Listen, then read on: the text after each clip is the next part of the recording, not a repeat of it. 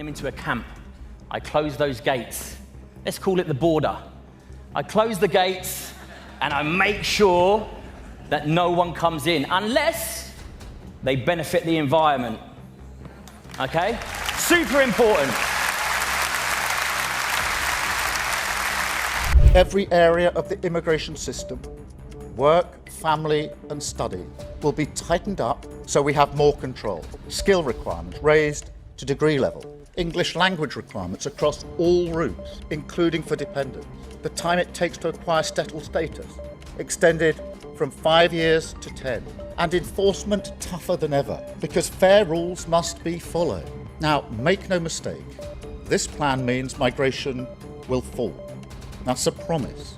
But I want to be very clear on this. If we do need to take further steps, if we do need to do more to release pressure on housing and our public services, then mark my words, we will. Keir Starmer didn't just lose the room, he lost the nation on live television. What was supposed to be a routine press conference turned into a total disaster. The cameras caught every awkward pause, every fumbling sentence, and every moment of visible panic.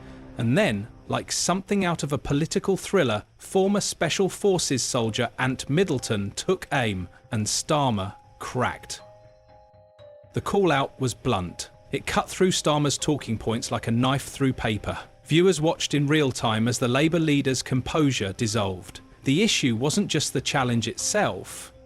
It was that Starmer had no real answer, no defence, no rallying cry, just silence and spin. Bring them into a camp. I close those gates. Let's call it the border. I close the gates and I make sure that no one comes in unless they benefit the environment. Okay? Super important.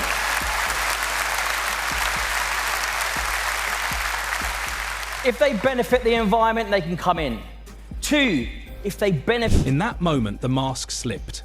The man who had spent months projecting control, clarity, and quiet strength looked suddenly lost. Not because of one question, but because the entire illusion of leadership was beginning to fall apart. And this wasn't an isolated stumble. It was the public face of a deeper collapse already shaking the foundations of the Labour Party. The TV meltdown didn't happen in a vacuum. It came just hours after a devastating Supreme Court verdict ripped the heart out of Starmer's flagship foreign policy. In a unanimous decision, the justices declared his covert plan to align the UK with European Union rules as legally invalid. That ruling didn't just cancel a policy, it torched the very foundation of Starmer's leadership. The details were damning. Without consulting Parliament or seeking public approval, Starmer's team had been laying the groundwork to quietly tie Britain back into EU systems. Trade standards, environmental frameworks, regulatory cooperation, all packaged under the vague promise of pragmatic partnership. But beneath the buzzwords was something far more controversial: a backdoor route to reverse Brexit. So I looked at the bigger picture, which is this country that I've fought for, that I've had the privilege of operating at the very highest level. Thank you. With multiple agencies, whether that's intelligence agencies, different special forces, I have seen a topographical view of how the country works. And the key thing is the safety behind it. So I know how it works. I know what needs to be done. And when I look at the borders, I'm almost disgusted that our Royal Navy, the best Navy in the world, no shadow of a doubt, we have the best Navy in the world,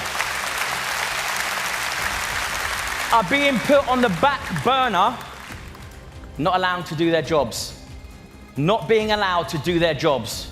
Double standards, call it two-tier, whatever you want to call it, double standards. They're not allowed to do their job. Wow. The best Navy in the world aren't allowed to do their job, i.e. protect our waters. Critics had long suspected Starmer of playing a double game. Now they had proof. The court exposed how key elements of the EU alignment plan had been drafted, discussed, and even provisionally agreed upon behind closed doors, without any public transparency or legal clearance. The result? a legal earthquake that sent shockwaves through Westminster and left Starmer politically naked. The courts ruled it wasn't just sneaky, it was unconstitutional, and the fallout was immediate. As the court's ruling spread across newsrooms and social media feeds, Labour's internal walls began to shake. Behind the polished press releases and carefully worded statements, panic had already taken hold. Senior aides were scrambling to manage the media, while MPs were furiously texting one another, demanding answers they never got. What made this worse wasn't just the verdict, it was the realisation that even Labour's own lawmakers had been kept in the dark. Shadow cabinet members admitted they'd only been briefed on vague terms like economic alignment and trade facilitation. No one mentioned secret EU negotiations or draft convergence policies. Starmer's inner circle had run the show alone. Now, the rest of the party felt blindsided. Peas from leave-leaning areas were the first to break ranks. For them, this wasn't a technical mistake, it was political betrayal. They had campaigned on promises to respect the Brexit vote. And now they had to explain to voters why their own leader had tried to reverse course without saying a word. Calls for emergency meetings began flooding in. Angry backbenchers wanted heads to roll. Some demanded a formal apology.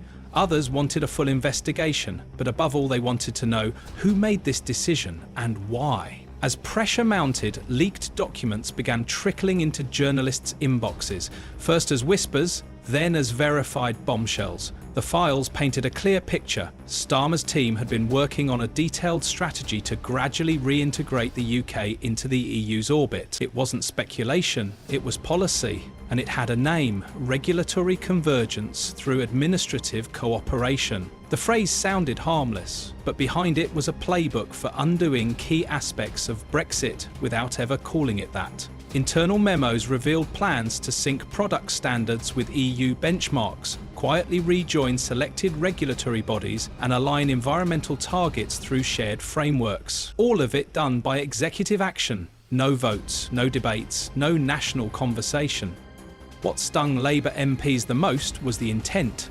This wasn't clumsy governance or bureaucratic overreach. It was a deliberate strategy orchestrated by a handful of advisors who, like Starmer, had never truly accepted the 2016 referendum outcome. They thought they could outsmart the public by calling it something else. Now, with the Supreme Court dragging it all into daylight, Labour found itself exposed. This wasn't just a policy scandal, it was a trust crisis, and the party base, especially in pro-Brexit strongholds, wasn't having it. The backlash within Labour exploded. Constituency chairs, campaigners and rank-and-filer members began speaking out, some quietly, some loudly, all furious. Dozens of local party groups suspended canvassing until they received clarity on what had really happened. Others passed emergency motions condemning the leadership for bypassing democratic norms. Backbench MPs, particularly those in Brexit-backing areas, were now openly furious. Their phones were buzzing non-stop, with angry voters demanding answers. Several MPs told reporters off the record that they'd been set up by a leadership team that hid the truth and gambled away the party's electoral credibility. And it wasn't just the grassroots. Labour's National Executive Committee was forced into emergency sessions. Leaked messages revealed calls for internal reviews, leadership accountability, and in some cases outright resignations. Even Deputy Leader Angela Rayner, usually loyal to the leadership line, was reportedly blindsided by the full scope of the EU negotiations. The message from within was now clear. Starmer hadn't just made a political error, he had violated trust. The fear was no longer just about losing votes, it was about losing the soul of the party, and the rest of Westminster was watching it unravel in real time. Inside Starmer's circle, the mood had turned bunker-like. Advisors were split, some urging a bold press conference to confront the crisis, others pushing silence in hopes it would all blow over. But every hour that passed without clarity only deepened the sense of abandonment across the party. Publicly, Labour's messaging was a mess. Interviews with shadow ministers became a parade of contradictions. Some denied any knowledge of the EU plans. Others admitted discussions had happened but downplayed their significance. The damage was already done. Viewers didn't see strategy, they saw chaos. Then came the smoking gun. A classified document, now verified by multiple outlets, revealed that Starmer himself had personally approved the earliest drafts of the alignment policy. It was his signature, his directive, and it gutted the narrative that this was just civil service overreach. To voters who once believed in his message of clean, principled leadership, it now looked like double-dealing. Starmer had spoken about respecting Brexit in public while orchestrating its reversal in private. That kind of political two-facedness is hard to come back from. Within Labour's back rooms, whispers of a leadership challenge turned into plans. The first signs of rebellion were quiet. A few anonymous briefings here, a couple of no-confident letters there. But by week's end, it had snowballed into something far more dangerous. A coordinated mutiny from every corner of the party. And this wasn't coming from the usual rebels.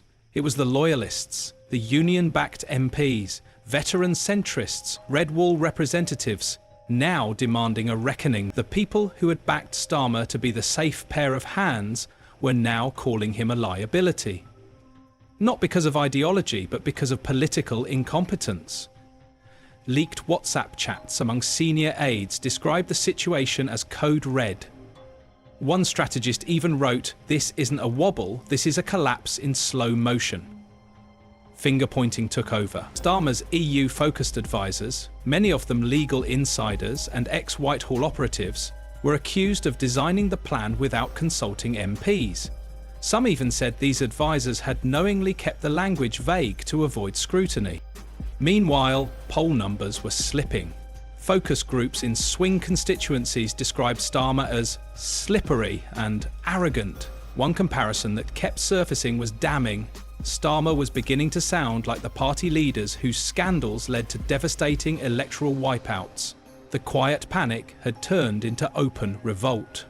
While Labour scrambled to hold the line, its opponents were already feasting on the fallout. Nigel Farage saw an opening and lunged. He hit the airwaves with fiery speeches, waving around leaked documents like trophies and calling for a Brexit defence coalition to stop what he framed as Starmer's betrayal of the British people. His message? Simple. Starmer lied. The elites tried to sneak the UK back into Brussels' grip, and the only reason they failed was because the Supreme Court stepped in.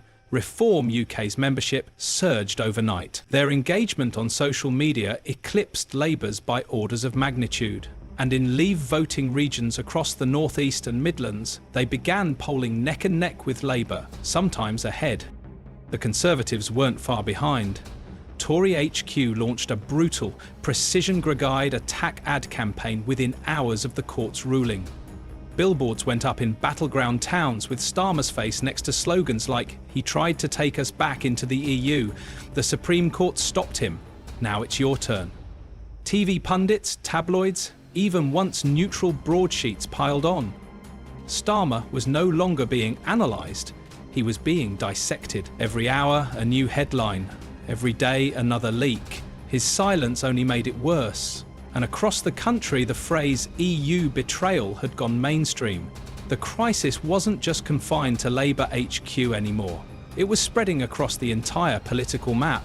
Local campaign teams, once energised for an election push, were now in retreat. Constituency offices in key battlegrounds like Stoke, Hartlepool and Wrexham were flooded with calls from furious constituents demanding explanations. Volunteers who once knocked on doors with pride were now asking for talking points that didn't exist.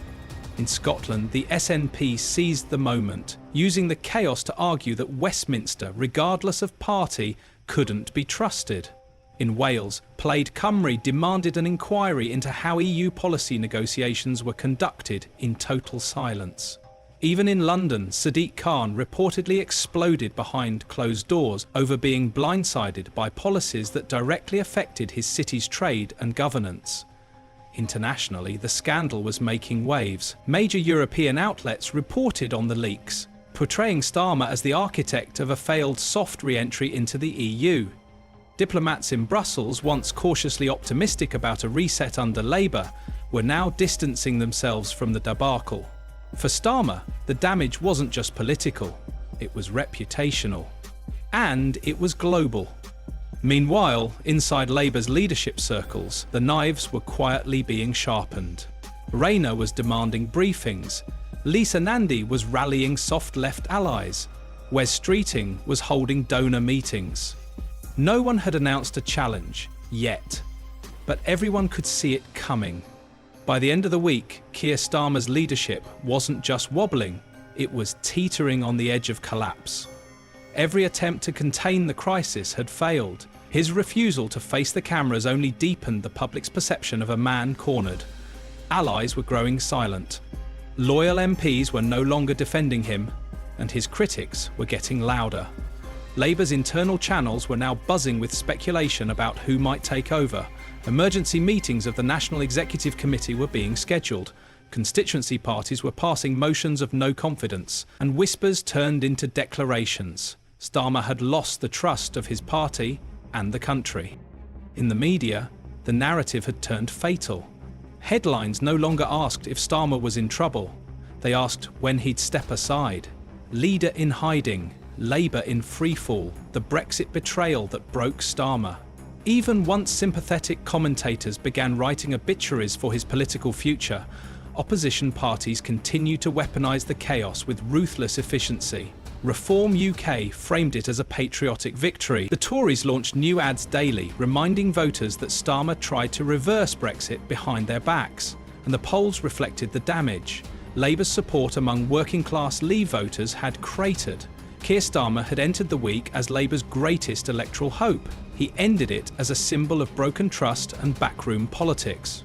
Whether he survived the month is anyone's guess. But one thing is certain, the collapse wasn't sudden, it was televised. If you enjoyed this breakdown, like and subscribe to the channel for more updates like this.